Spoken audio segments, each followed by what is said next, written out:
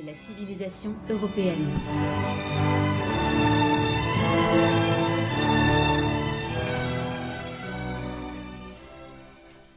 Chers amis de Radio Courtoisie, c'est un réel plaisir de se retrouver dans ce studio de notre chère radio.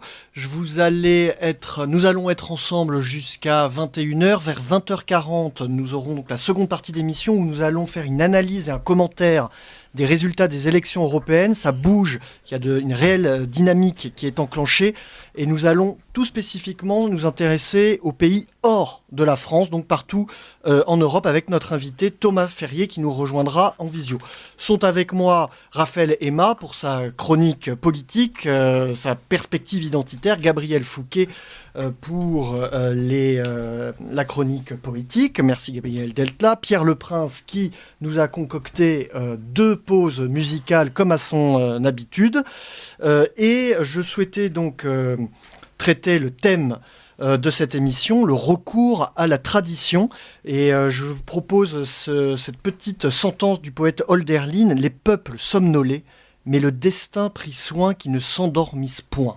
Alors c'est une très très belle sentence, nous y reviendrons au moment où nous allons définir la tradition. Alors la modernité, son avatar, l'hypermodernité, que l'on caractérise volontiers par l'absence de limites et la démesure technicienne, nous apparaît aujourd'hui avant tout comme le monde de la raison calculante, dans lequel l'intérêt, le marché et l'individu s'imposent comme l'horizon exclusif de l'existence. Il domine tout, colonise tout, au premier chef notre imaginaire et notre spiritualité. Le cosmos de l'ancien monde, dans lequel toute chose prenait sa juste place, a vu naître et croître en son sein des tendances et des aspirations nouvelles qui, en quête d'ordre et de puissance, en ont obscurci l'évidence. Cette modernité elle-même est désormais entrée en décadence, et les certitudes des modernes ont laissé place à l'égarement et à l'intranquillité. C'est dans ce contexte que la pensée traditionnelle, la philosophia perennis, qui cherche à déceler l'ordonnancement caché du monde et porte en elle la promesse du retour aux origines, finalement c'est le principe de la révolution conservatrice, se propose comme un recours théorique et idéologique pour penser notre temps. Alors sans nous aventurer sur les chemins un petit peu ésotériques d'une tradition que d'aucuns ont qualifiée de primordiale, nous nous attacherons à comprendre les grands conflits de valeurs qui sous-tendent les affrontements autour des enjeux de la modernité, qui, au moins depuis les révolutions platoniciennes et chrétiennes, confrontent les Européens à leur propre devenir. Alors pour cette discussion, qui est une quête philosophique, une discussion philosophique, nous recevrons deux invités. Arnaud Guyot-Janin, que les auditeurs de Radio Courtoisie connaissent très bien, c'est un habitué de la maison. Et je suis ravi de vous avoir avec nous, Arnaud. Bonsoir Romain. Et en visioconférence, Olivier Battistini. Est-ce que vous nous entendez bien, Olivier ? Je vous entends. Très bien, merci d'être avec nous. Alors je vais vous présenter, Olivier, vous êtes Battistini, maître de conférences émérite en histoire grecque. Vous venez de publier aux éditions Ellipse, ça vient tout juste de sortir, Platon, le philosophe roi, utilement préfacé par Michel Maffezoli, et qui nous rappelle comment Platon, le plus radical penseur antidémocratique, a été le philosophe du recours à la mémoire et à la tradition, permettant cet enracinement dynamique, condition sine qua non pour que les peuples se projettent dans leur avenir. Arnaud Guyot-Janin, et ça va être le socle de notre discussion, a publié donc aux éditions de la Nouvelle Librairie, que nous saluons, La tradition sans complexe, abécédaire et texte de l'anti-modernité. Vous êtes journaliste à l'antenne de Radio Courtoisie, on l'a dit, dans d'autres médias, Boulevard Voltaire, dans Éléments. Plus dans Boulevard Voltaire, mais dans Politique Magazine, dans Éléments et dans d'autres revues comme Livre Arbitre, etc., etc. Et vous creusez un sillon qui vous est bien singulier, c'est d'éviter finalement que cette droite hors les murs, auquel nous appartenons avec Radio Courtoisie, tombe dans des chemins de traverse ou soit contaminée par cet esprit libéral libertaire, on va le caractériser comme ça, ouais. Et puis aussi une certaine américanisation du monde. On va en parler au moment où on va confronter cette modernité à cette tradition. Alors je pense que pour les auditeurs de Radio Courtoisie, il est quand même bien de définir les mots sur lesquels nous allons justement discourir. Quand on parle de tradition, quelle est la différence avec les tradition, notamment. Est-ce que c'est la même chose? Pas du tout. Alors, tradition revient étymologiquement à tradere, transmission. Il y a plusieurs transmissions, transmission spirituelle, transmission ethnique, culturelle, familiale, culturelle et humaine.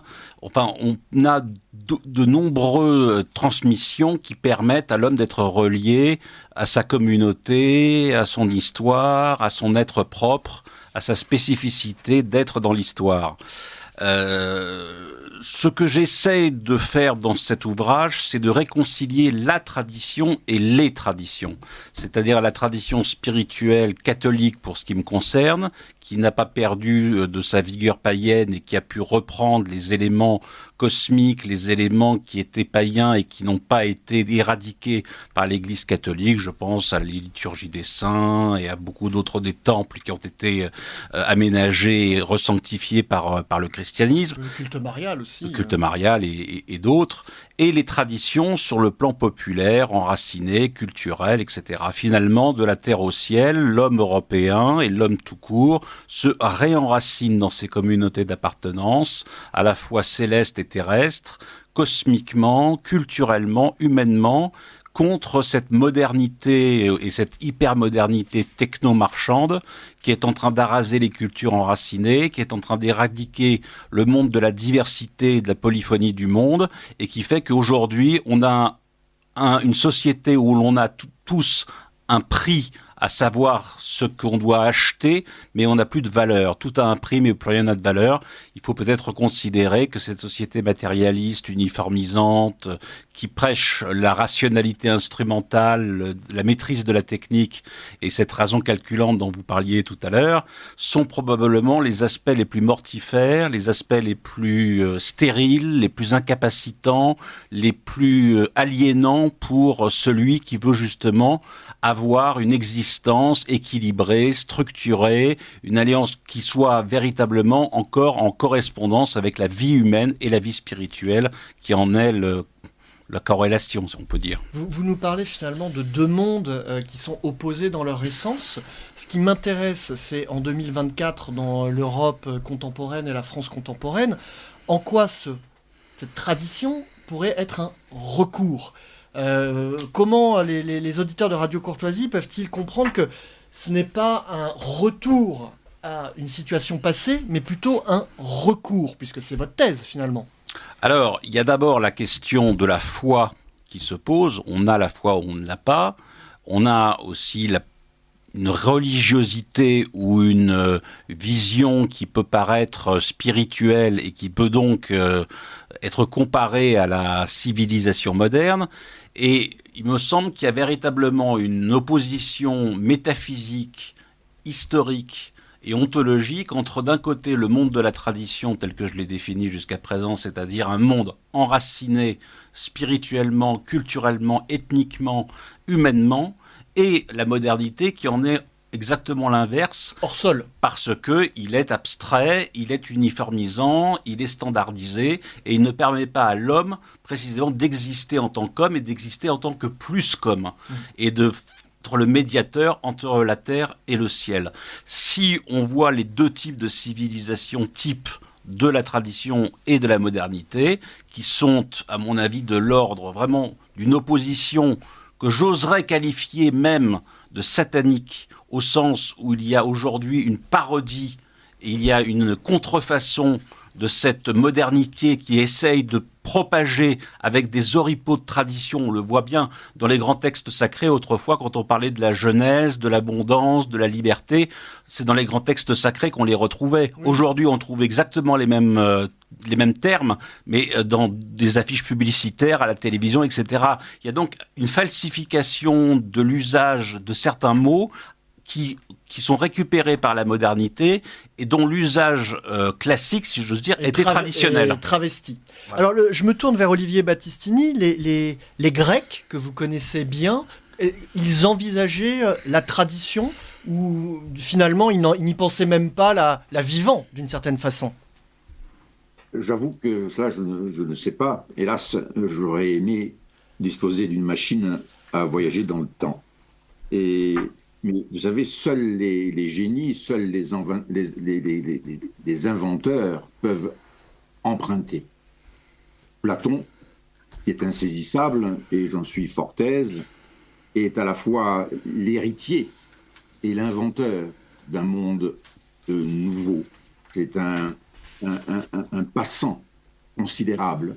Il est l'héritier de Pythagore, il est l'héritier d'Héraclite, de la même manière que Thucydide l'est également, et ils sont capables de ce fait, puisqu'ils transmettent, comme l'a dit excellemment Arnaud Guyot-Janin, et je tiens d'ailleurs, si vous me permettez cette petite parenthèse, à dire qu'il m'arrive la nuit, car je ne dors jamais, selon la légende, d'écouter, comment dirais-je, la gravitation silencieuse des livres et de tomber, hasard objectif, sur des livres qui correspondent, selon les théories de Swedenborg, à la situation du moment. Et quand, très cher Romain Petitjean, vous m'avez envoyé le livre sur la tradition sans complexe, abécédaire et texte de l'antimodernité, j'aime ce titre, j'ai été particulièrement heureux, car il correspondait à un moment qui était mien aussi, puisque je viens de terminer, ou de commencer à terminer, un petit dictionnaire portatif pour lire les classiques, ou abécédaire antimoderne de l'extrême contemporain, et vous imaginez ma surprise quand vous avez la grâce de m'inviter pour parler de la tradition, et je vais reprendre mes propos dans quelques instants. Les grands esprits se rencontrent. Et voilà, c'est une sorte de hasard objectif, comme le disait Breton, et ce livre, curieusement, tourne autour de concepts qui ont été l'objet d'une joyeuse conversation, et je suis sûr que Arnaud Guyot-Janin connaît ce terme, dans ce que les Grecs appelaient la philia. Oui, qui est bien sûr. À la joie de la conversation entre des êtres qui possèdent, et vous avez eu l'excellente idée avec Romain de proposer une définition, comme le faisait Socrate dans les rues d'Athènes il y a quelque temps. Et comment dirais-je, ça y est, j'ai reperdu mon fil, mais j'évoquais, si vous voulez, l'idée d'une rencontre et de la possibilité de concevoir des paysages en arrière-plan des mots. Et j'ai feuilleté ce livre, et en le feuilletant, j'avais envie d'une conversation. Et vous voyez, je vous parlais de correspondance, en voici une autre. Elle est en cours, par contre c'est un format radio, donc là, il faut y aller là. C'est vrai. Donc,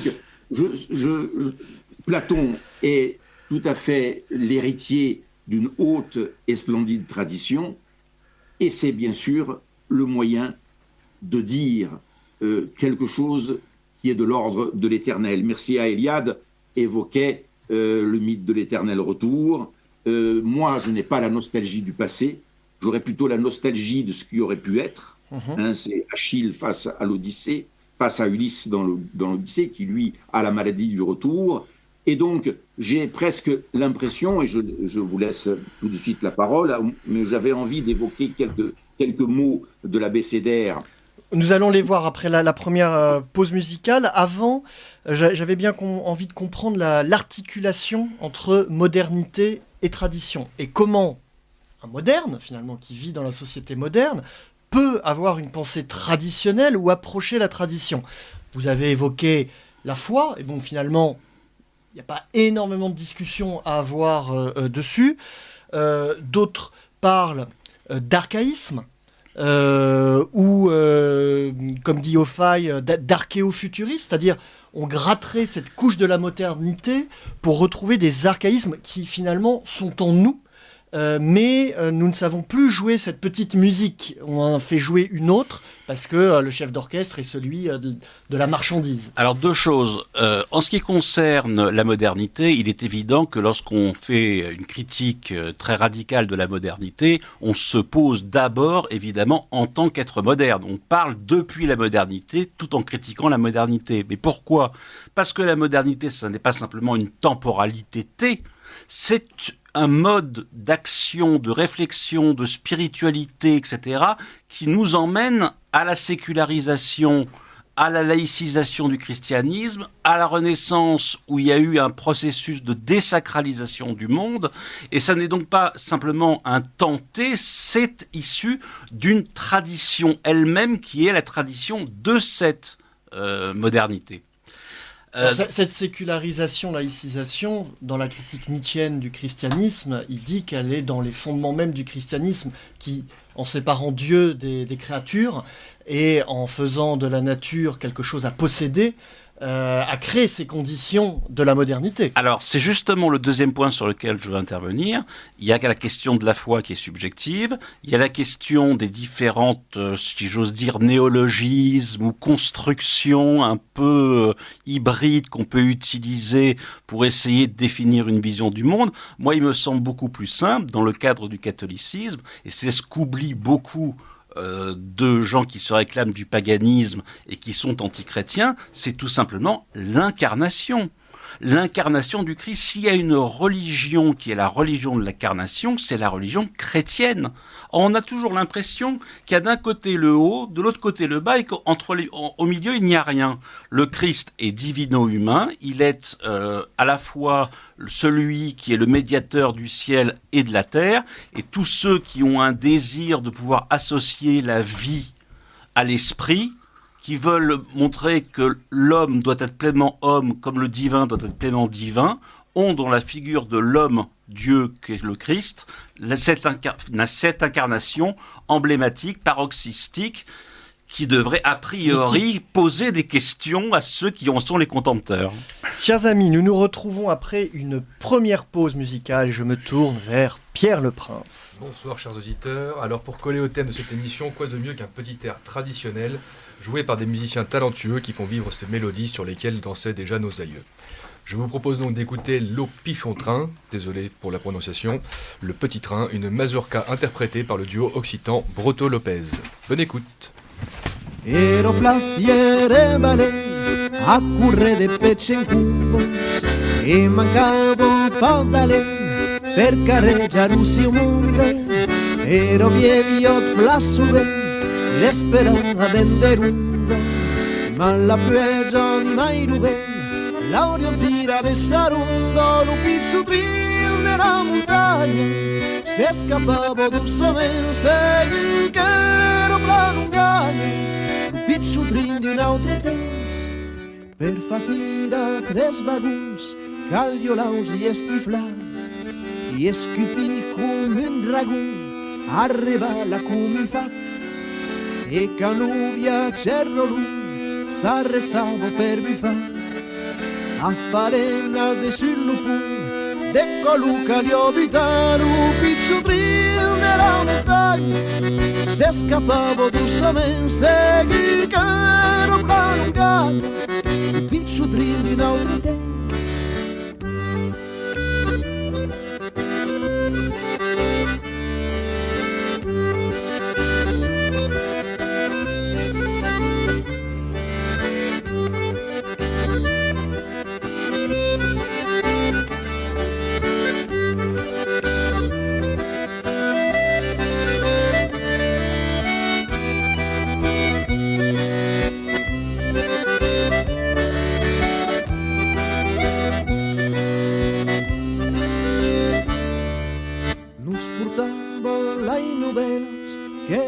Frescotto giù, l'ucciular della veglia, los raccontes dell'entour, un paquet amb un officer estrupat també d'ussú, e un punto della vella, derires i no canzuro, un pizzotrin della montagna, se scappavo dolcemente, segui che ero planungaglia, un pizzotrin di non te.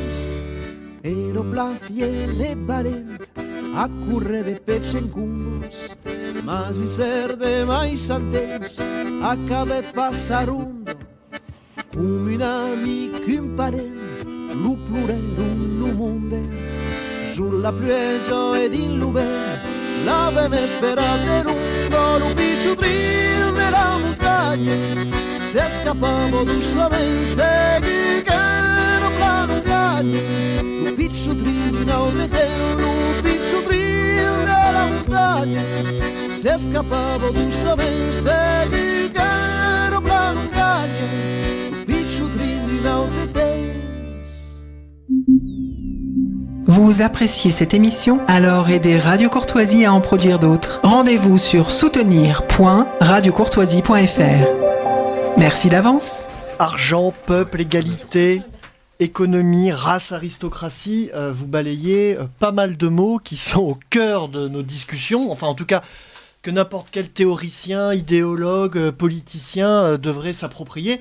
C'est d'ailleurs un peu une des misères de notre monde, c'est qu'il ne s'intéresse plus ni au concept, ni aux mots, ni à la langue, ni aux symboles, ni aux tabous. Pourtant, c'est quand même ce qui anime le monde. C'est finalement la conception du monde, c'est la vision du monde.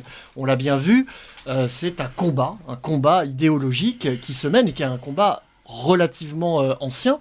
Vous l'avez finalement, modernisé d'une certaine façon en parlant du christianisme, qui est récent dans notre histoire, à l'échelle de... 2000 ans quand même. Hein. Ça commence à faire, là. Hein, ça commence à faire. Voilà. Alors, je voulais aborder quelques mots. Je sais que notre second invité, Olivier Battistini, a été marqué par quelques mots, quelques définitions, et c'était intéressant de faire le pont, parce que il faut dire aussi que dans cet ouvrage, vous abordez aussi des figures plutôt contemporaines, Rougemont, Thibon, Proudhon, La Rochelle, alors que Battistini connaît bien les figures antiques. Donc c'était intéressant de voir si on pouvait les faire dialoguer ce soir. Gustave Thibon, par exemple, quand on lui posait la question de savoir quel était le philosophe qu'il préférait, et Dieu sait qu'il en avait beaucoup et que c'était un homme qui était extrêmement érudit, cultivé et qui avait toujours des citations à pouvoir délivrer à son public, disait « c'est Platon ».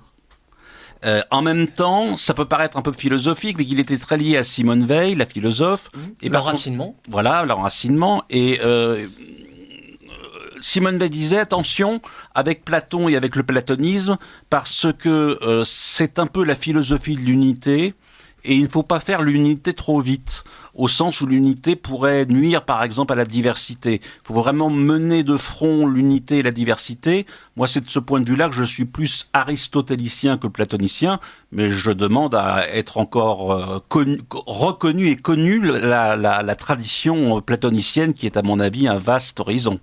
Alors, premier mot, c'est l'aristocratie dont je me faisais une image anti-égalitaire, c'est-à-dire le gouvernement des meilleurs dans les qualités morales, éthiques, les compétences, et finalement l'essence du peuple. Et le peuple se reconnaît une aristocratie qui, c'est...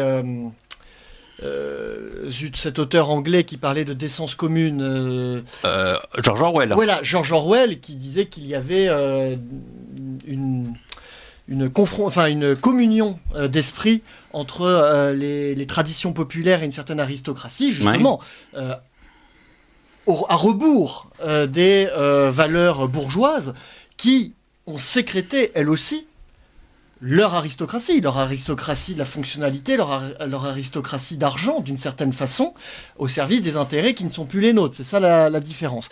Mais ce qui m'a surpris, c'est que vous, en tant que chrétien, vous évoquez le fait que chaque personne peut accéder à cette aristocratie chrétienne de service. C'est-à-dire que vous rompez avec le côté anti-égalitaire qui est propre à l'aristocratie. Tout le monde ne peut pas en être. Ça paraît évident pourtant. La charité postule que chacun puisse accéder au Christ par la foi qu'il peut avoir, par l'espérance, et qu'une communauté aristocratique et pleinement christique qu'est l'Église est aussi une aristocratie. L'aristocratie a toujours été du côté du peuple, ce que devrait être théoriquement aussi le christianisme, et on l'a vu notamment avec le christianisme social à la fin du 19e, je pense à René de la Tour du Pin et quelques autres catholiques sociaux, et évidemment l'aristocratie traditionnelle, traditionnaliste, a toujours été du côté du peuple contre la bourgeoisie, qui a toujours trahi le peuple, la nation, la religion et les grandes valeurs ancestrales qui irriguent la civilisation européenne. Olivier Battistini, dans la philosophie grecque et dans l'être au monde grec traditionnel européen, va-t-on dire, comment envisage-t-on l'aristocratie ? Je vais faire. J'aime les Holzweg, les chemins qui ne mènent nulle part de Heidegger, et je vais revenir au grec par ce biais. Nietzsche aimait Napoléon parce que Napoléon avait imposé à l'Europe une vision du pouvoir, l'idée d'un pouvoir qui n'existe que parce qu'il est condamné à disparaître, et l'idée d'un rapport au peuple, le peuple en armes, qui était, comment dirais-je, en harmonie avec l'idée de la méritocratie, ce qui est au cœur même de la démocratie grecque, puisque dans l'Agora, qui figure l'image d'une cité qui se reflète dans le ciel des mathématiques, la parole, l'abstraction donc, et la chose même du politique est placée au centre, comme le butin l'était dans l'agone homérique. Et la parole est donnée à tous selon le mérite. Et cette idée de la démocratie athénienne est en harmonie avec l'autre idée, celle de l'aristocratie, que l'on trouve dans l'Iliade et que l'on trouve aux côtés des compagnons d'Alexandre, dans la quête qui a été la sienne, jusqu'aux limites absolues du monde, parce qu'il était maître de la parole, philosophe en armes et élève d'Aristote. L'aristocratie, et je me sers d'une approche qui avait été faite par Dumézil et par Denis Ollier, qui a dans le collège de sociologie, l'aristocratie est liée, comment dirais-je, au pouvoir, qui est l'attribut d'être qui le paye de leur personne. Il n'y a pas de pouvoir sans que sur son détenteur, la corne d'un taureau ne projette son ombre. C'est l'idée, si vous voulez, que celui qui possède le pouvoir, l'aristocrate, celui qui a fait le choix de la mort pour que son nom parvienne jusqu'aux lèvres des étranges habitants du futur, ce guerrier est une victime en sursis. C'est ça le propre de l'aristocratie dans l'Iliade. Il est d'une manière, comment dirais-je, dans la menace d'une permanente exécution. Et c'est l'idée d'une souveraineté qui est coexistensive à son être pour la mort. Et j'ai l'idée d'un pouvoir qui est une chose redoutable pour son détenteur comme pour celui qui le subit. Et donc, quand je lis le livre d'Arnaud Guyot-Janin et que je tombe sur des concepts comme ceci, j'ai envie d'une conversation. Parce que, il le sait peut-être, je ne sais pas, vous lui avez peut-être dit ce terrible secret, je suis païen profondément parce que j'aime l'idée du sacré chez les Athéniens, mais je suis profondément catholique de civilisation. C'est l'objet d'ailleurs d'une petite conférence que j'ai faite à l'Institut Iliade, où j'ai rencontré des êtres qui sont en harmonie avec moi, où j'avais évoqué l'Europe et l'Occident et la rencontre impossible d'Athènes et de Jérusalem, rencontre qui a eu lieu, ce qui fait que justement je me plonge avec délice dans des traditions multiples, aussi bien Monteverdi, Botticelli, que Nietzsche et Heidegger, qui sont héritiers des Grecs et d'un Platon qu'on n'arrive pas à définir. Et encore une fois, c'est une joie extrême. Et je termine, pour ne pas monopoliser la parole, cette idée même de l'aristocratie me permet de mieux comprendre le monde actuel quand j'observe sa médiocrité. Car un abécédaire, c'est absolument extraordinaire. Et à chaque instant, on peut ajouter dans la constellation des significations multiples comme cela, d'autres pistes, d'autres idées, d'autres significations, et même harmonia en grec, c'est l'opposition des contraires, et à chaque instant donc, on se rend compte, et c'est pour ça que j'ai retrouvé ce que je voulais dire tout à l'heure, et je termine là-dessus, Maffezoli me parlait d'être post-moderne, alors que moi, dans la tradition, j'imagine que je peux rêver l'hyper et l'extrême contemporain. Arnaud Guyot-Janin. D'abord, je veux remercier M. Battistini qui a cet avantage de pouvoir converser avec moi, même si nous ne sommes pas physiquement présents, mais nous aurons peut-être l'occasion de nous rencontrer. Parce qu'il y a évidemment des liens évidents entre ce que vous pouvez penser et ce que je peux penser entre nos deux livres et de celui que vous préparez actuellement.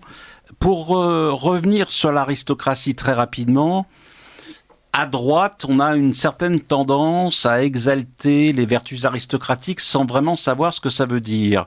Il me semble que plutôt que de parler d'aristocratie un petit peu tout le temps, parce qu'après tout, il y a une aristocratie des gangsters, il y a une aristocratie des bourgeois, comme vous l'avez dit. C'est pas l'aristocratie traditionnelle, c'est pas l'aristocratie de Michel de Saint-Pierre, c'est pas l'aristocratie traditionnaliste. Oui, et au lieu de parler de la circulation des élites, comme le faisait Vilfredo Pareto, il faudrait plutôt parler, comme Julius Evola, de régression des castes dominantes, c'est-à-dire que l'aristocratie était la deuxième fonction, le pouvoir sacerdotal était la première fonction, et le pouvoir des usuriers, des marchands ou des producteurs était la troisième fonction. Et il faut avoir une vision assez fixe, je pense, que de l'aristocratie pour savoir que c'est une aristocratie spirituelle, une aristocratie au service du peuple, et pas une aristocratie de privilèges. Tout à fait. Il faut conquérir tout cela, il faut le mériter. Dans la Gaune des Mycéniens, celui qui compte à l'armée, au combat, et celui qui compte dans le débat et dans la conversation, qu'elle soit de l'ordre de la filia ou de l'affrontement, comme avec des sophistes plus tard, eh bien, cette prise de parole doit être totalement méritée. Et l'aristocrate, c'est le pouvoir par les meilleurs et pour les meilleurs. Mais cela peut être n'importe qui au combat. C'est pour ça que Nietzsche vantait Napoléon, qui avait imposé cette idée d'un pouvoir qui était sans cesse en devenir. Oui, mais vous voyez, le problème, c'est que si vous dites c'est le pouvoir des meilleurs, on renvient encore à la question de la rotation des élites ou de la circulation des élites, c'est-à-dire que l'aristocratie, c'est celui qui finalement se conforme après sa propre norme et qui, dans le champ d'exercice de son pouvoir ou de sa profession, fait état de ce qu'il y a de meilleur en lui.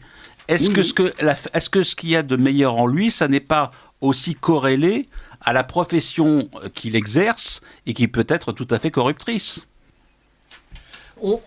Pour passer à d'autres mots, d'autres concepts, sinon on va parler d'aristocratie. Enfin, fondamentalement, ça va être notre capacité à en sécréter de nouvelles qui va être intéressante. Surtout si on ne veut pas justement commenter la tradition comme une espèce de musée sous cloche. Quelle est notre capacité à sécréter une nouvelle aristocratie? C'est possible, c'est en nous. Je me tourne vers Raphaël Aima, une fois n'est pas coutume, il est de nouveau à la capitale, il est monté à la capitale. C'est beau, hein? Ça vous plaît? Je crois que je vais finir dans la Seine, mais... Bon, alors à vous la parole, Raphaël, pour ces perspectives identitaires. Bonsoir à tous. Alors, on a eu une discussion de haut vol, une discussion philosophique. On est allé explorer des concepts. Et moi, qui suis un jeune de 22 ans, j'ai voulu me poser la question, mais c'est comment est-ce qu'on vit la tradition, justement, au quotidien, aujourd'hui? Parce qu'on a des discussions dans des studios de radio, dans des salons d'intellectuels, mais... Dans des bistrots aussi. Voilà, dans des bistrots aussi. L'aristocratie des bistrots, au final, peut-être.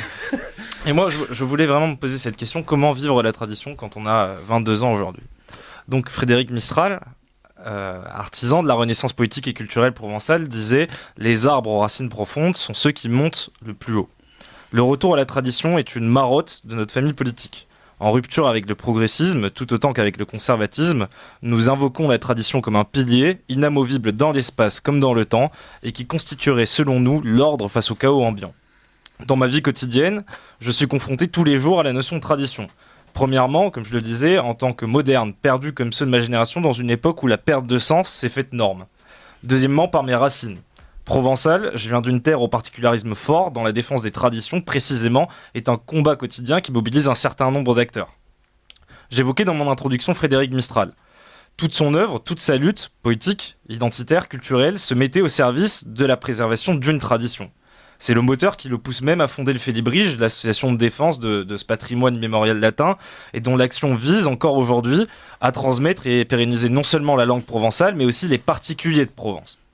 À Arles ou en Camargue, on y défend la tauromachie et la bouvine face à ceux qui voudraient la déconstruire. À Aix-en-Provence, les feux de la Saint-Jean, à Mayenne, la nation gardienne, chaque année, rend un hommage à Mistral. Ainsi, jeune, j'ai grandi dans un pays qui voulait précisément être et durer. 2 verbes que j'établirais, selon moi, comme des piliers de ce que la tradition incarne. Être et durer, c'est la différence fondamentale de la tradition avec le conservatisme. Le conservatisme poussiéreux fige le passé dans un nostalgisme incapacitant. Il conserve, mais par réflexe pavlovien. À la manière de celui qui s'accroche à de vieilles affaires par principe, le conservatisme est une attitude instinctive qui s'écrase face à un progressisme plus dynamique, agressif, efficace, au final vitaliste. La tradition, elle, s'incarne dans la nécessité d'inscrire l'être, l'essence, la spécificité, on le disait, dans le temps, dans la durée. La tradition et sa dépense ne peuvent alors pas se dissocier de la notion du populaire. C'est ce qui trace la frontière entre le folklore pittoresque, passéiste et la tradition vivante, enracinée. Nous voulons une tradition vivante, une tradition des peuples et pas une tradition, justement, je le disais, d'intellectuels de salon. Nous voulons les processions corses, nous voulons les férias, nous voulons les feux de la Saint-Jean, les bals de village, les fêtes populaires, les rites qui rythmaient avant la vie des hommes et des bourgs. Nous voulons vivre la tradition, nous voulons retrouver le sens. Nous voulons, selon la citation, porter la flamme et non pas vénérer la cendre. Face à la crise de l'identité, la seule solution, c'est d'opposer précisément la tradition. Notre combat n'est pas celui du passé, à l'image des conservateurs, il est celui de l'intemporel. Bravo, superbe. Arnaud Goulier-Janin sanctifie. Faites le geste, sinon ça compte pas. On pourrait avoir un débat sur les férias et sur les corridas, mais ça nous emmènerait bien loin et ça n'est pas forcément non plus le débat d'aujourd'hui. Vous voulez pas déconstruire les férias, tout de même. Je suis pas très favorable aux corridas et aux férias. C'est votre avis, c'est la tradition. Étant trop amoureux des animaux et trop bienveillant à leur égard. Mais enfin, ça nous emmènerait bien loin. Je ne suis pas pour l'éradication des forcenés que sont ceux qui contemplent évidemment la corrida. Il y aurait peut-être discussion et matière à pouvoir s'en entretenir. Ce qui est intéressant quand même dans les férias et la corrida, qu'on aime ou qu'on n'aime pas, même si c'est extrêmement ritualisé, c'est un des derniers espaces de confrontation de l'homme à des bêtes fauves, à des bêtes sauvages. Sinon, à quel moment nous confrontons-nous à la nature sauvage? Oui, mais moi j'ai, si vous voulez, une dilection plus pour les bêtes sauvages que pour ceux qui les tuent. Donc j'ai tendance effectivement à ne pas me reconnaître dans un sport, et c'est pour ça que quand vous parlez c'est pas un sport justement, et précisément, de tradition. Précisément, je crois que c'est la question de la corrida est tout à fait pertinente pour justement évoquer la question de la tradition. On disait que la déconnexion culturelle de nos contemporains avec le monde de la tradition faisait qu'ils ne pouvaient pas le comprendre, ils ne pouvaient presque pas le conceptualiser. Je crois que ce qui se joue avec la corrida, c'est précisément ça. Hein. Non, mais j'ai bien compris que la corrida était un véhicule de l'enracinement local et de l'enracinement en général, et que c'est en passant notamment par ce moyen ou ce véhicule naturel, pas du tout instrumentalisé ou utilitarisé comme vous pourriez éventuellement l'imaginer quand vous m'entendez. Ça n'est pas ça que je dis. Je dis simplement qu'on peut avoir des réticences sur le plan humain, dans son idiosyncrasie, dans son équation personnelle. On peut ne pas aimer particulièrement cela, tout en reconnaissant qu'effectivement, ça a un enracinement ethnique, historique et identitaire évident. Évident, oui. Maintenant, il y a 2 citations que je voudrais faire, parce que je pense qu'elle répond un tout petit peu à ce que vous disiez, elle fait écho à ce que vous disiez entre tradition d'un côté, conservatisme et terré de l'autre. La phrase de Charles Maurras, la tradition est d'abord critique, c'est-à-dire qu'il ne s'agit pas d'accepter toute la tradition de tout ce qu'il y a eu avant, mais de discerner le bon du mauvais. Il ne s'agit pas de concerner toutes les traditions. Encore faut-il voir ce que ces traditions charrient et comment elles sont aimantées par la spiritualité, en ce qui me concerne chrétienne, mais ça peut être vu par quelqu'un qui a une vision plus humaine ou moins spirituelle. Ça sera toujours cette question-là qui se posera. Et de l'autre côté, cette citation de Jean Cocteau, la tradition est un musée qui marche. C'est-à-dire qu'il n'est pas fixiste, il n'est pas figé, il n'est pas muséifié, il est en ordre et il s'inspire du passé pour aller vers l'avenir. Bien sûr, mais je crois que l'attitude de muséographier la tradition, c'est plutôt une attitude de conservateur, précisément. Hein. C'est les conservateurs qui refusent de faire le tri. Là-dessus, il y a vraiment un consensus. Et Dominique Vénère, puisqu'on a les citations, disait la tradition, ce n'est pas le passé, c'est ce qui ne passe pas. Voilà. Donc c'est finalement les permanences. J'ai parlé d'archaïsme. Maintenant, il faut sortir quand même la machine à gratter pour retrouver... Parce que finalement, la tradition, ce ne sont pas que des traditions culturelles, c'est aussi des attitudes mentales. C'est un type d'homme, c'est un rapport au cosmos, c'est un rapport à la Terre, c'est un rapport aussi aux animaux. Je pense que, désolé d'insister, mais je pense que quelqu'un qui est dans une arène, sa confrontation à l'animal, même si ça peut paraître sauvage, est plus conforme à la nature et plus conforme à la spiritualité que celle du consommateur qui mange de la viande mise sous barquette plastique. Quand vous opposez les deux, on ne peut pas s'empêcher de faire... Je caricature. Je suis animateur, j'ai le droit. On ne peut pas faire abstraction du fameux mot de Jean Cau, mieux vaut taureau mort que bœuf vivant. Bien sûr, mais on n'est peut-être pas obligé de choisir non plus. Alors, je vous voyais, Arnaud Guyot-Janin, Olivier Battistini, si vraiment vous voulez intervenir, vous êtes chez vous, hein, c'est votre maison, le studio de Radio Courtoisie. À propos du fauve, j'ai une citation de Nietzsche à propos de l'aristocratie. Nietzsche qui dit qu'au fond des races aristocratiques, il y a le fauve. C'est pour ça que j'ai apprécié ce qu'a dit votre animateur. Il y a le fauve, la superbe brute blonde, avide de proie et de victoire. Et Nietzsche ajoute, il faut que le fauve sorte, retourne à son pays sauvage. Et ça me fait penser, bien sûr, à la Dolonie et à l'Aristéia et dans l'Iliade. Mais, et je vous laisse la parole immédiatement, je voulais juste dire encore une fois qu'il m'est indifférent de ne pas être moderne, et j'ai l'impression que la modernité a fait son temps, comme le dit Maffezoli dans son livre « Être postmoderne ».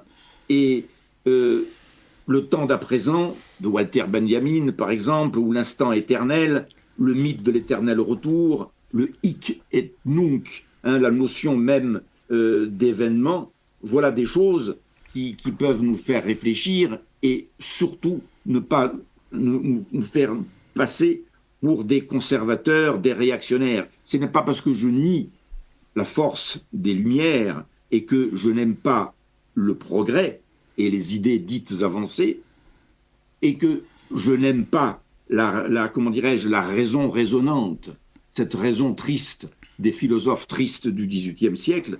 Je préfère le logos, dont le mot est double, qui à la fois dit l'émerveillement devant la beauté du monde et la possibilité qu'il soit infini. Empédocle versait des larmes rien qu'en pensant à cela. Et c'est cette même parole qui recueille du sens et qui n'a rien à voir avec la triste ratio qui vient d'un concept romain que Cicéron a imposé. Cette parole qui recueille du sens, qui dit la beauté du monde et qui propose des interprétations multiples pour concevoir l'origine du monde. Ça, c'est ce que je conçois dans mon rapport à la tradition. Alors le multiple, c'est vrai que les pluriels sont relativement absents de vos livres, parce que vous parlez de la vérité. Non, je parle de l'un et du multiple, l'unité spirituelle et politique en haut, la multiplicité ethnique et culturelle en bas. C'est d'ailleurs la fondation de l'Empire européen et de la France avec l'unité politique en haut et les libertés en bas. Le point de vue de la vérité, vous savez, il s'accorde quand même à la Sainte Trinité, il s'accorde à la communion des saints, donc il n'est pas uniquement lié à une unité uniformisatrice qui pourrait être préjudiciable au christianisme et aux peuples qui en sont issus.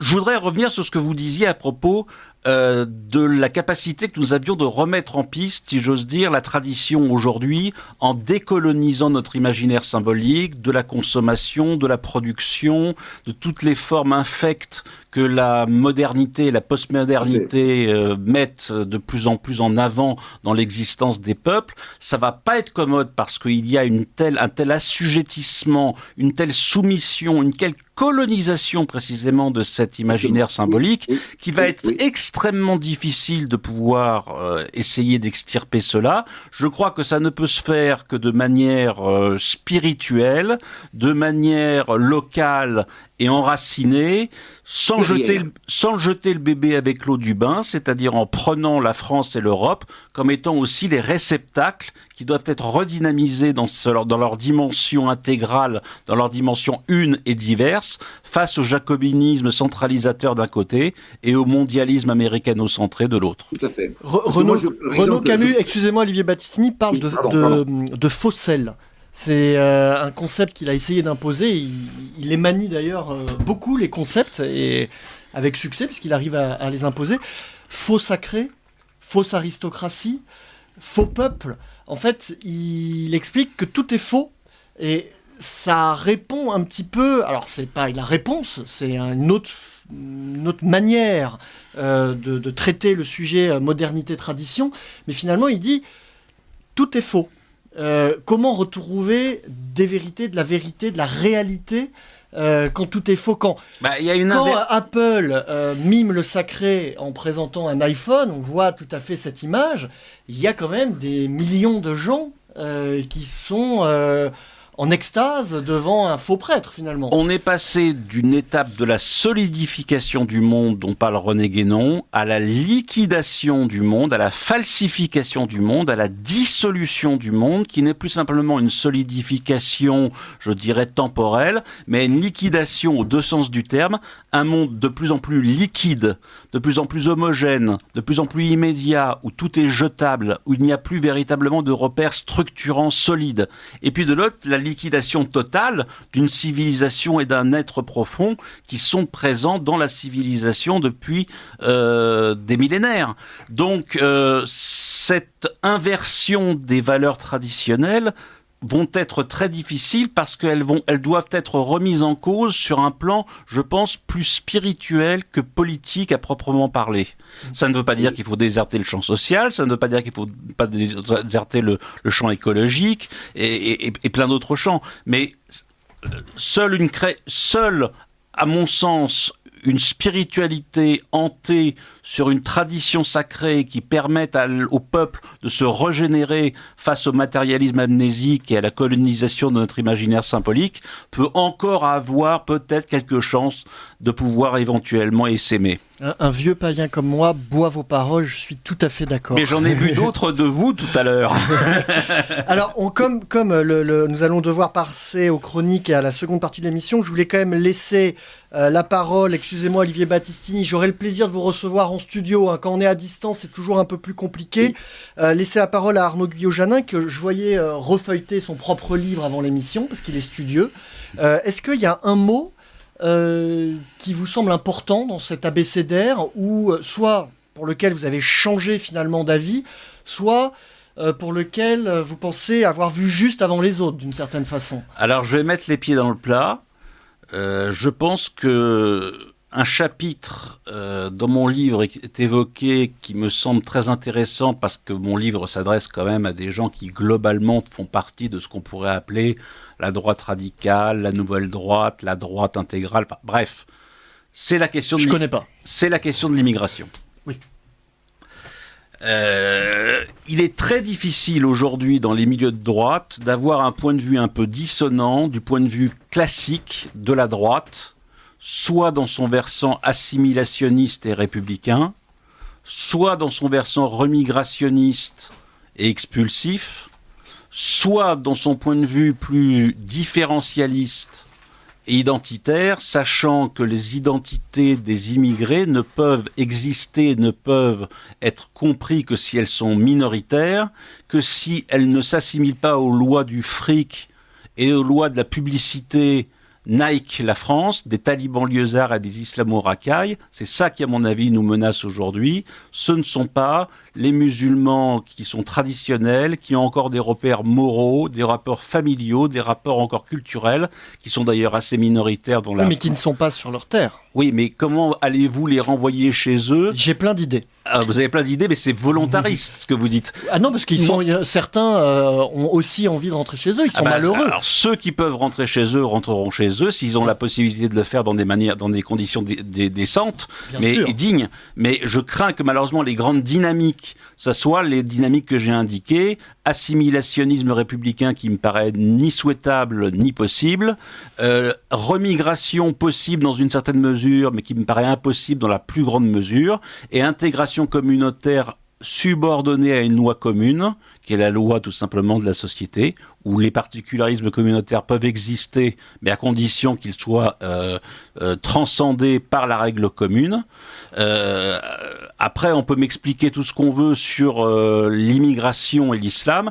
Je pense qu'un certain islam traditionnel, je dis bien traditionnel, peut être un véhicule contre la décadence matérialiste, consumériste, pour les musulmans traditionnels et populaires, qui ont encore, sur la question de l'avortement, sur la question de la famille, sur la question des communautés, sur la question de la morale, etc., encore des valeurs qui ne sont pas tout à fait éloignées des Européens traditionnels, mais ça ne veut pas dire qu'il ne faut pas couper les subventions et qu'il ne faut pas, surtout pour le regroupement familial, laisser le regroupement familial en l'état. Ça ne veut pas dire qu'il ne faut pas procéder à une expulsion des immigrés clandestins, illégaux et qui se comportent mal sur le territoire français, arrêter les naturalisations abusives ou de fraîche date qui ne veulent rien dire aussi, qui doivent donc procéder à un retour au pays. Inverser le flux des migratoires, ça veut dire aussi ne plus faire en sorte que de nouveaux immigrés arrivent présents dans le pays. Mais il restera encore combien de millions d'immigrés ? Alors, Oui, il faudrait qu'est-ce qu'on en fait ? Alors, on pourrait continuer la discussion. Le problème, c'est que j'ai l'impression que vous parlez un peu comme un anthropologue qui constate qu'il y a des peuples qui vivent encore leur tradition. C'est formidable. Non, c'est plus compliqué que ça, c'est hybride. On ne peut pas importer des peuples entiers. C'est ce qui non, se fait mais attendez, sur notre Romain, propre terre. vous avez vous-même conscience que des Européens, des Français, même identitaires, sont eux-mêmes un peu hybrides parce qu'ils vivent dans un monde moderne dont ils ne peuvent pas complètement s'émanciper sur le plan culturel, etc. Vous ne pouvez pas non plus demander des immigrés qui vivent en France, qui sont plus déracinés encore que vous, d'être encore plus purs et encore plus moraux qu'ils ne le sont présents dans la société française. Mais ils ont encore, ce que je veux dire, c'est qu'ils ont encore un enracinement solide que beaucoup de Français, malheureusement, n'ont pas, et que beaucoup d'immigrés n'ont pas non plus. Les racines, ça se plante dans une terre. Et en l'occurrence, c'est la nôtre, donc on a un problème. Il faudra que vous disiez comment, sur 8 millions d'immigrés extra-européens, vous voulez renvoyer la plupart de ceux qui sont naturalisés français. Non, mais ça, c'est une question technique et politique. Ah non, J'ai pas dit que c'était simple. Bon. Ça va nous de toute façon, c'est un débat sans fin. Voilà. Je vous remercie, Arnaud Guyet-Janin. Vous restez avec nous. Olivier Battistini, vous pouvez rester en visio, mais vous ne pouvez plus prendre la parole. Mais vous pouvez écouter. Thomas, j'aurais aimé dire un mot à propos de ce qui vient d'être dit. Malheureusement, nous n'avons pas le temps. C'est la dure loi de la radio. L'émission va très vite. Après le petit générique, nous nous retrouvons pour la chronique Autour d'un verre. Le libre journal du lundi soir présenté par Romain Petitjean de l'Institut Iliade. Vive la civilisation européenne.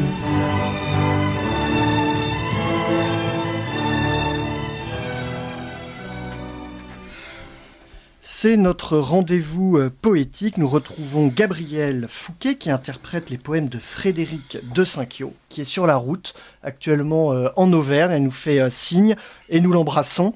Ce rendez-vous poétique autour d'un verre avec cette discussion entre Frédéric et Romain, être parent, la plus vieille tradition du monde.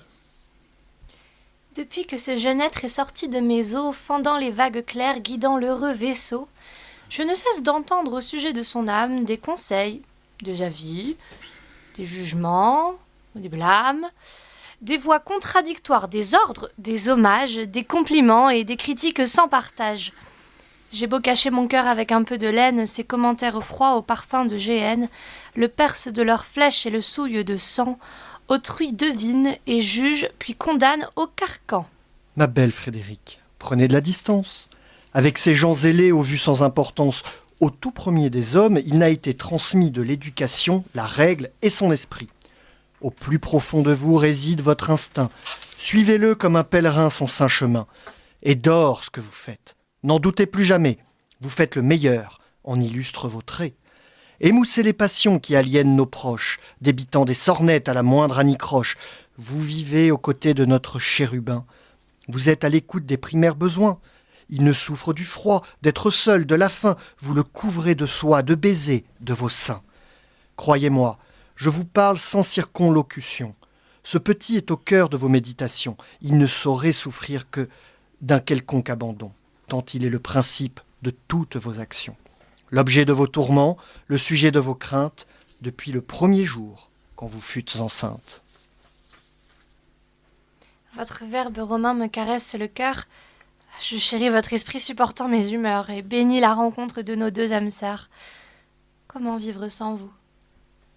Je crois bien que je pleure. Nul besoin de verser des larmes pour si peu. Réjouissons-nous vite des actions de ces preux qui nous invitent à vivre, protégés par les cieux, la parentalité comme des bienheureux. Ils savent respecter, entre vous et les leurs, la distance requise propre au canon d'un cœur.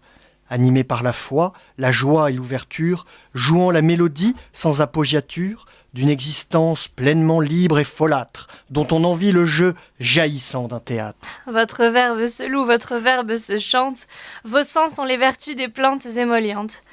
Vos mots chassent mes doutes, j'imprime votre psalme. Vous écoutez me sauve, je retrouve mon calme. Pour vous aimer longtemps, je me suis tôt mariée. Pour n'être jamais seuls, nos cœurs ont enfanté. Vivons cette aventure dans notre intimité, ne laissons que les dieux de grâce nous guider. Merci à Gabriel Fouquet qui interprétait les poèmes de Frédéric de Saint-Cyot.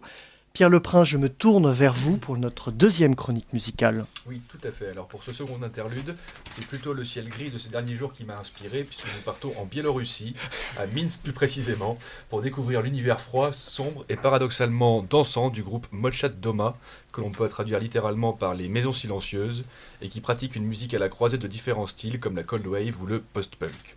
Leur renommée relative en Occident est due à l'emploi d'une de leurs chansons sur le réseau préféré des jeunes mais détesté des profs et des parents, le fameux TikTok.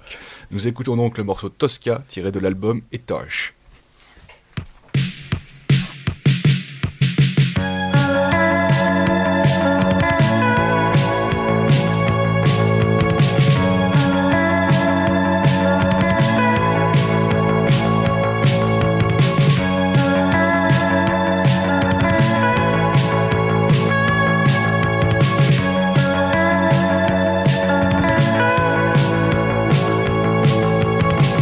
Я знаю тебя.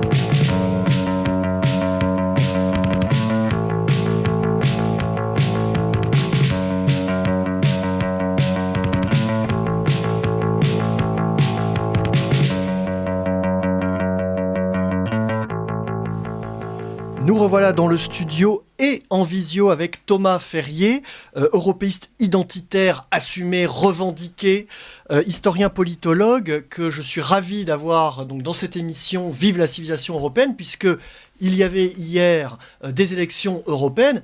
Pas qu'en France, vous avez entendu beaucoup de journalistes, et d'ailleurs si vous êtes allé au bistrot, vous avez entendu les commentaires sur les manœuvres en cours. Là, on tombe un petit peu dans la politique aérie pour ce qui concerne la France.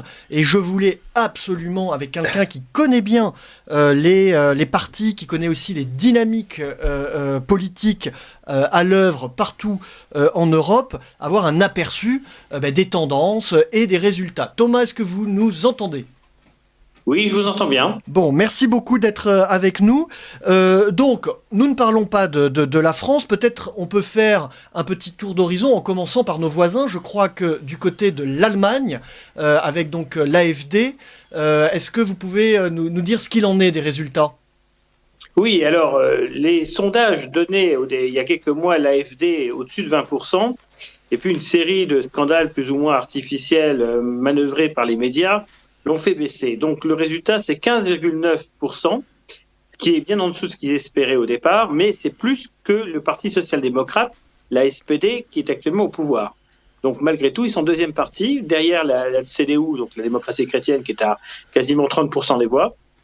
Et c'est vraiment une punition pour la gauche. Alors il y a un parti anti-immigration de gauche, justement, Wagenknecht. Qu'est-ce qu'elle a réussi à faire ? Parce qu'elle essaye de reprendre des parts de marché, si j'ose dire, à l'AfD.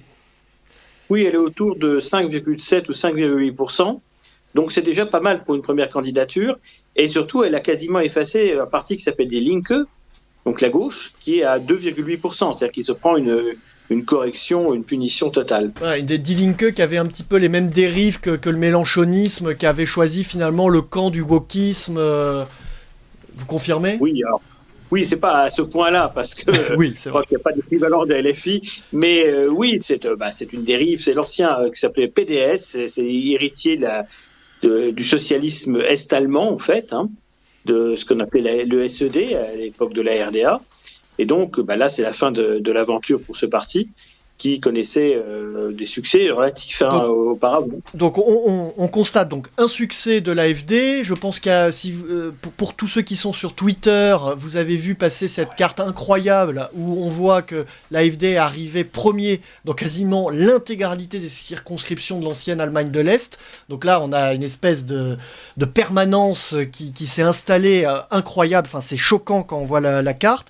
J'ai eu Bénédicte Kaiser tout à l'heure, qui est un camarade allemand au téléphone de Junge Europa Verlag Sécession, qui me disait que la crise couvait à l'AfD. Oui, alors le problème, c'est que ça a été déclenché un petit peu par Marine Le Pen, qui a exclu l'AfD du groupe Identité et Démocratie à Strasbourg, sur le prétexte que la tête de liste, Maximilian Krah, posait problème, puisqu'effectivement, il a tenu un certain nombre de propos qui ne choquent pas, par exemple, leurs alliés autrichiens du FPE, mais qui choquent suffisamment Marine Le Pen, par exemple, lorsqu'il a déclaré que tous les SS n'étaient pas des criminels. Eh bien, ça, c'est suffisant pour une exclusion. Et d'ailleurs, l'AfD vient de l'exclure également du parti, lui interdisant de faire partie du groupe parlementaire qui pourrait être constitué. Donc, il est chassé un petit peu comme un malpropre, et tout ça, c'est voulu pour sans doute se rabibocher avec le RN. On le sacrifie en espérant que ça suffise à, entre guillemets, rabibocher les deux partis. Alors, justement, sur les grands partis, donc Démocratie, ID et ECR, c'est ça oui, voilà. Qu'est-ce que donnent les projections une fois qu'on fait l'ensemble des comptes de tous les pays européens ? En fait, ce qui se passe, c'est qu'on constate que les alliés du RN dans le groupe ID n'ont pas brillé particulièrement. La Lega, donc de Matteo Salvini, s'est effondrée, est tombée à 9%. Il y a un nouveau venu, Chega, donc le portugais, qui a fait 9 et quelques %, donc moins que ce qu'on pouvait espérer. Oui, sauf que Chega au Portugal, c'est quelque chose de spectaculaire, puisque avant il n'avait pas de député. Ils avaient le seul député du animaliste d'Europe au Portugal, mais là Chega, c'est quelque chose d'assez impressionnant, non ? Oui, alors normalement, ils étaient annoncés à 15-16% dans les sondages. Oui, Donc, enfin, les peut-être sondages, c'est une chose. Là, on regarde la réalité des résultats. La réalité, c'est qu'ils vont faire rentrer quelques députés, effectivement, autour de 10% des voix. Donc, pour un début, c'est pas si mal. Par contre, les Tchèques d'un parti qui s'appelle SPD, qui pourtant est de droite, se sont effondrés, ont perdu la moitié de leurs électeurs. Le Parti du peuple danois, qui fait aussi partie de l'Identité-Démocratie, a également perdu presque la moitié de ses électeurs. Donc, le groupe Identité-Démocratie D'accord, n'est bas pas de l'aile. Voilà, il y a le Vlaams-Belang qui a réussi à être premier, ça c'est sûr. Le parti de Wilders aux Pays-Bas qui est deuxième, mais qui s'attendait à être premier. Et puis le FPÖ autrichien qui sort premier aussi, mais qui s'attendait à 30%. Ils sortent à 25,5%, ils restent premiers, mais ils n'ont pas obtenu ce qu'ils espéraient. Mais eux sont un petit peu renforcés. Donc le groupe Identité et Démocratie, du fait que le RN est quand même le gros groupe en son sein, va se retrouver autour de 75 députés à peu près, quelque chose comme ça. Et vous oubliez Vox. Ils sont pas Identité et Démocratie. Ils sont ECR. Ah oui, pardon. Voilà, ils sont dans l'autre famille. C'est ça. Alors l'autre famille, elle, donc c'est Mélanie qui arrive premier. Alors je crois qu'il y a une autre femme, c'est le leader du Parti démocrate, Eli en Italie. Enfin, ils sont avec Mélanie, elles ont fait égalité, il me semble, en Italie, à 24%. Alors, il n'y a pas de... Non, il n'y a pas d'égalité. Fratelli Italia sort largement en tête. Ah bon, d'accord, excusez-moi. Non, sort largement en tête avec presque 28% des voix, presque 29% des voix. Non, il n'y a pas d'égalité. Les autres sont bien derrière. Alors, évidemment, pour la coalition ECR, là aussi, ça n'a pas été les succès escomptés dans certains pays. Donc, Vox reste autour de 10%, ce qui est à peu près sa cote actuelle, sans surprise. Les démocrates suédois ont fait une très grosse contre-performance. Ils sont à 13,2, ils étaient attendus à plus de 20. Les vrais Finlandais, parti qui s'appelle Perussuomalaiset, font 7,2, alors qu'ils étaient à 20% aux élections législatives. Donc là, c'est une très grosse contre-performance dans les pays scandinaves. Ensuite, bien évidemment, en Pologne, le parti donc Prawo, je crois que c'est Droit et Justice. Le donc PiS. ça, c'est un gros morceau. Voilà, le PiS fait à peu près 34%, donc ils sont juste derrière le parti libéral de Donald Tusk. Donc là, c'est un gros score, mais c'était prévisible. C'est un parti qui compte, qui pèse. Après, il y a un parti grec qui s'appelle Solution Grecque, qui a fait 9,5%. Bon, ça pèse peu en nombre de sièges, mais c'est toujours ça. Il y a le KRE estonienne, qui a fait 15% à peu près. Donc c'est un parti de droite conservatrice assez nationaliste quand même. Il y a un autre parti qui s'appelle LNKK, Tout pour la patrie LNKK, c'est letton. Ils font 22%, ils sont deuxième. Donc ça, là aussi, ça ramène pas beaucoup de sièges, mais c'est un bon pourcentage de résultats. Donc comment la Chambre, elle va se dessiner comment? Quelles vont être les proportions?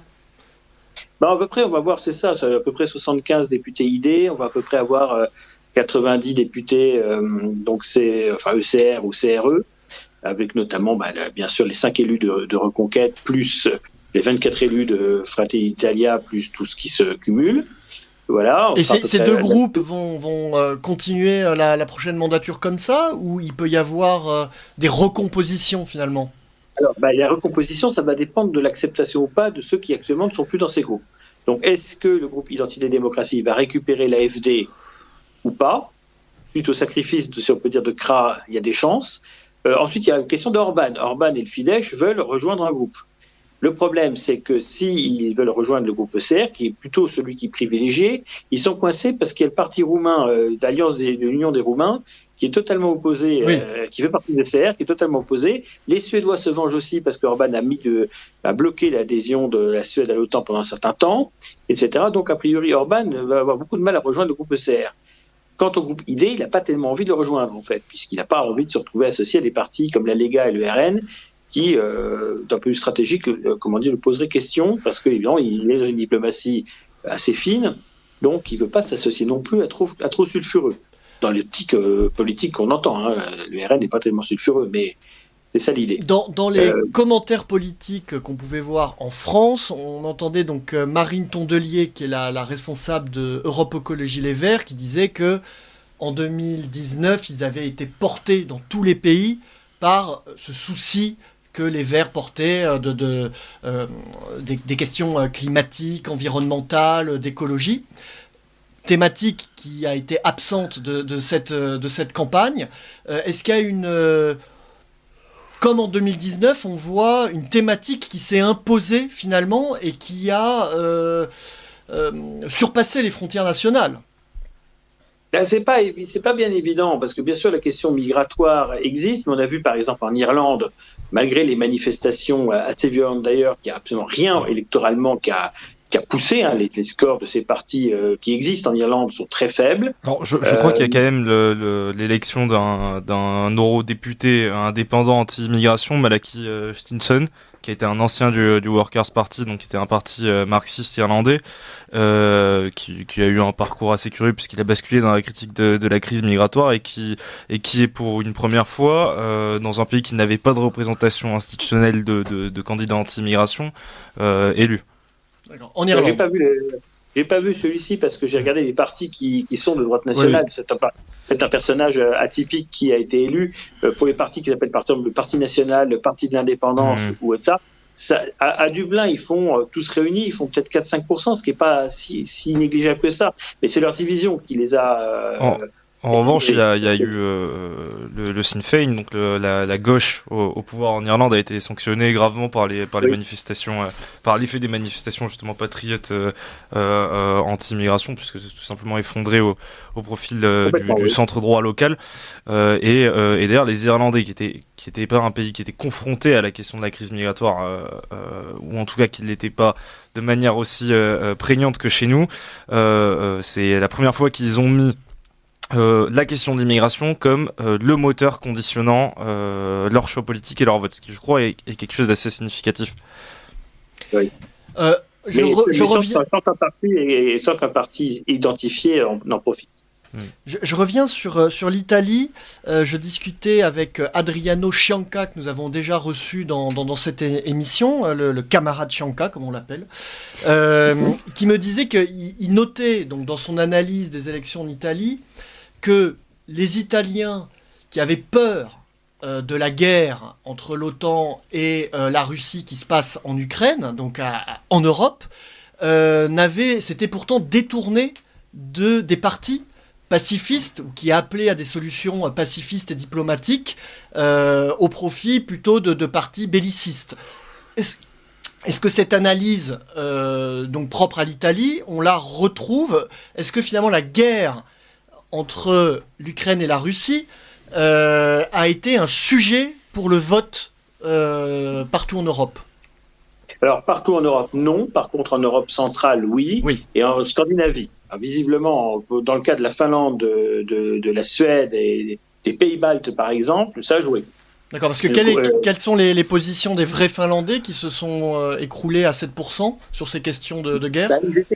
Ils étaient plutôt favorables aux Russes de manière évidemment prudente, bien entendu, mais ils avaient une image un petit peu pro-russe. Pareil, par exemple, avec l'AfD. Une des raisons d'une performance minimalisée, c'est aussi qu'ils sont considérés comme très pro-russes. Mais par exemple, en Autriche, ça n'a pas du tout joué. Le FPE est historiquement pro-russe, mais ça n'a pas du tout freiné sa dynamique. Donc finalement, après ce tour d'horizon, c'était rapide, hein, Thomas Ferrier, on aura le temps, d'ailleurs ceux qui sont intéressés peuvent vous suivre, ils peuvent suivre les analyses de Lionel Balland aussi, qui sont toujours très intéressantes. On note un affaissement finalement de la droite identitaire, patriote par-delà l'Europe. On sent une sorte de déception quand vous commentez les chiffres. C'est-à-dire qu'il y avait les annonces et puis il y a les résultats. Mais parce que vous croyez au sondage alors, c'est incroyable ça. Dans le cas français, ils n'étaient pas si loin de la réalité, donc c'est pas totalement absurde. Après, il y a les votes de dernière minute. Le fait est que il y a aussi les élections législatives antérieures qui pouvaient être une base de données. Bien sûr, c'est pas la même élection, mais ça montre un petit peu une part de la population qui se reconnaît parti. Wilders, par exemple, est sorti avec près de 24% des voix aux législatives. Là, il sort avec 17%. Bon, c'est pas déshonorant, hein, mais c'est pas ce qu'on attendait. En Suède, ils étaient à 20-21%. En Finlande, pareil. Là, ils tombent à 13% ou même 8%, moins de 8%. Donc oui, il y a quand même quelque chose qui s'est passé. Le raz-de-marée n'a pas eu lieu. Peut-être parce qu'il a été annoncé, justement.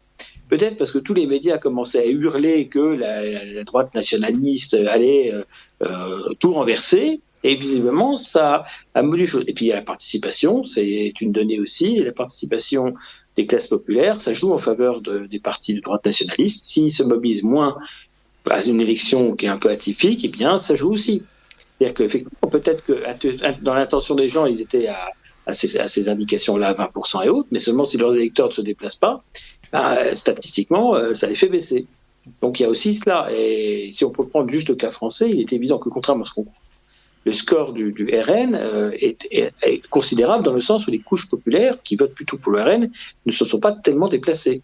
On voit bien que, je pense au niveau européen, il y a ça, c'est que c'est quand même une participation qui est assez médiocre de manière générale, même si elle a progressé par rapport à 2019, on est sur des 55-60% maximum des électeurs. Il y a quand même 51% d'ouvriers qui ont voté pour le Rassemblement national. Oui, des ouvriers qui sont allés voter, oui. Tout à fait. Alors, le sujet, ce ne sont pas les élections en France. Merci pour cet éclairage. Voilà, merci beaucoup pour ce tour d'horizon en Europe. Donc, c'est très éclairant parce que en France, et d'ailleurs c'est un peu un réflexe de tous les pays, on connaît très très très mal ce qui se passe au-delà de nos frontières. Ça me paraît quand même le minimum de s'intéresser à ce qui se passe en Europe. Je rappelle également, chers auditeurs, que la politique, ça commence le lendemain des élections. Quand il faut s'occuper de sa famille, quand il faut s'occuper de sa rue, quand il faut s'occuper de sa famille, de son village. Donc j'invite tout le monde à pas trop se bercer d'illusions sur les élections. C'est un moment important, il faut le jouer à plein, mais prenez aussi votre part en dehors des élections. Je vous remercie et je vous dis à dans un mois. Merci. Le libre journal du lundi soir présenté par Romain Petitjean de l'Institut Iliade. Vive la civilisation européenne.